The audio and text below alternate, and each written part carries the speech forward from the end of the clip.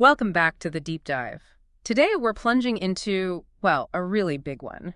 A book that's genuinely reshaped how millions think about money. Ah, yes. Yeah. Robert Kiyosaki's Rich Dad, Poor Dad. Exactly, the 1997 classic. It's incredibly influential. It really is. So our mission today is to really get under the hood of this, personal finance slash self-help phenomenon. Go beyond just the buzz. Right. We want to unpack its core concepts, look at the key lessons, and try to understand why it hit such a nerve with so many people. And also how it challenges our usual ideas about money. Definitely. But we also need to touch on the criticisms because, well, there are quite a few. Fair point. It's not without controversy. So the whole book kicks off with this really interesting setup, this contrast. The two dads. Yeah, Kiyosaki talks about his own dad, highly educated, but struggled financially, the poor dad. Right. And then his friend's dad, the rich dad, who was a businessman, became wealthy but didn't even have a college degree. And that contrast is like the foundation for everything else, isn't it? It seems to be. Absolutely.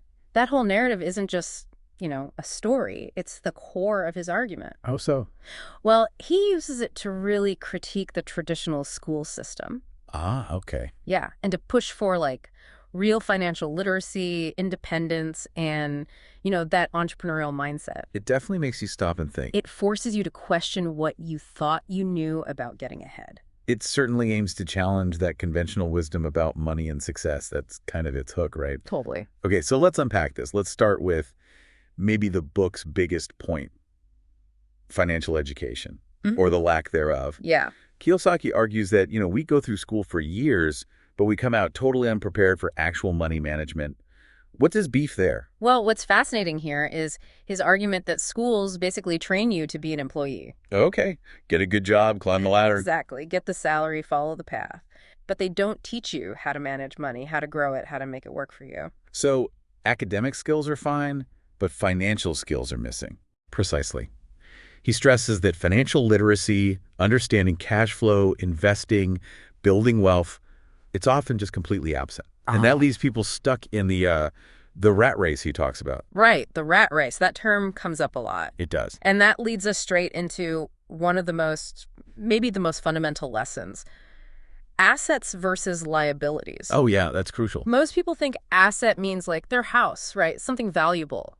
But Kiyosaki flips that. He totally redefines it. And it's actually pretty simple but powerful. Assets, he says, put money in your pocket, period. Like rental income or dividends. Exactly. Income-generating real estate, stocks that pay you, a business that cash flows. Liabilities, on the other hand, take money out of your pocket. Like car payments or even your own house sometimes. That's the controversial part. because of the mortgage, taxes, upkeep. Right. If it's constantly draining your cash, even if it's worth a lot, it's functioning as a liability in his definition. It forces you to think about cash flow, not just net worth. So the mantra is buy assets. Buy assets. That's the core takeaway there. Okay, so if the goal is buying assets that generate income, that ties into another big idea. The rich don't work for money. Which, honestly, when I first read it, sounded, crazy. How does that even work? Yeah, it sounds counterintuitive. But what he means is moving beyond just trading your time for a salary. So not just working harder at your job. No.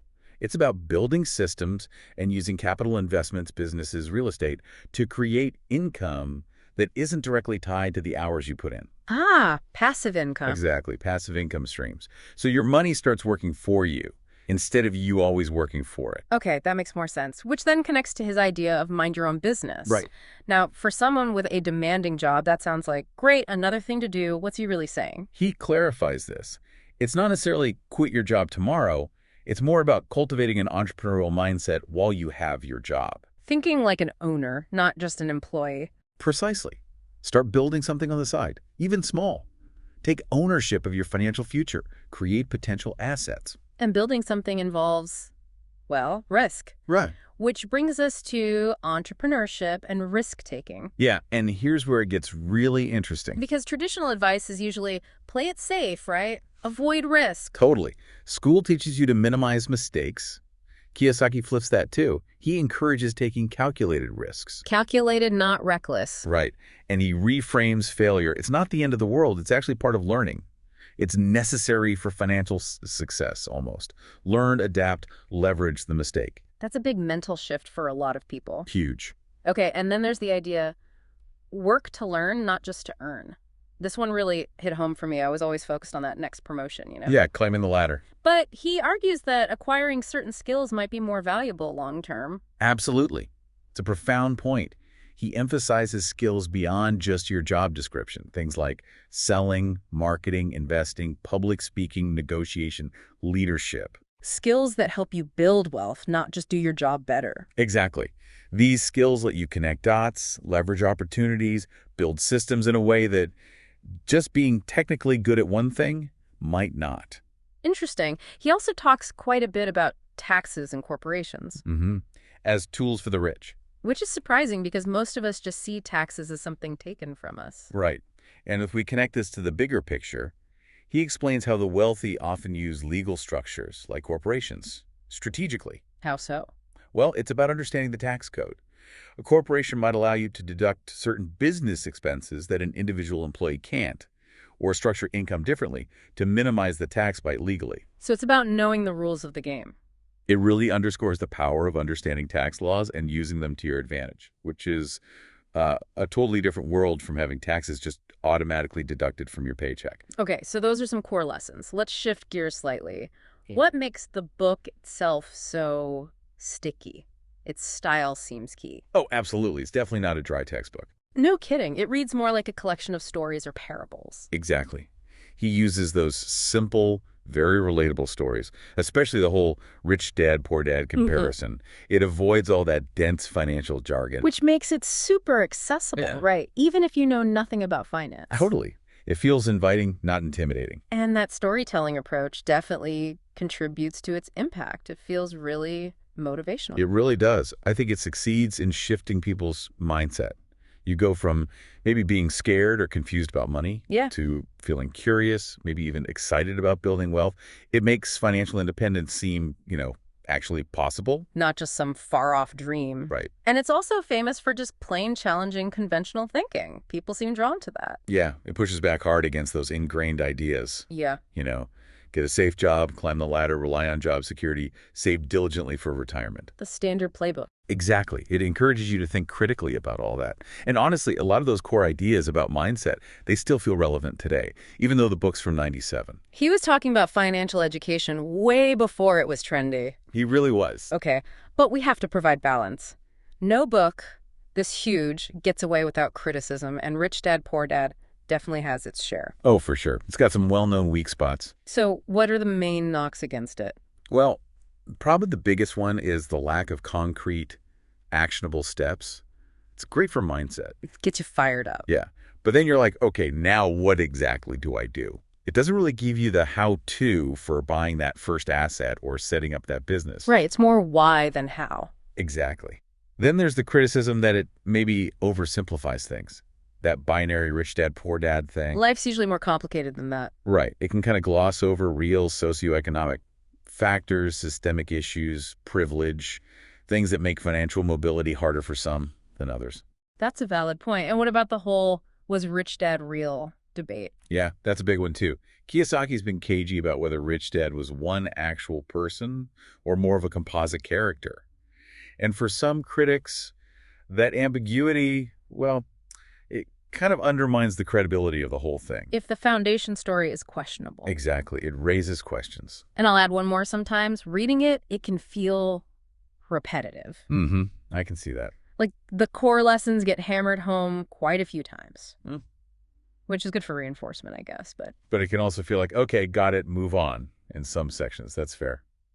So with those strengths and weaknesses in mind, who is this book really for?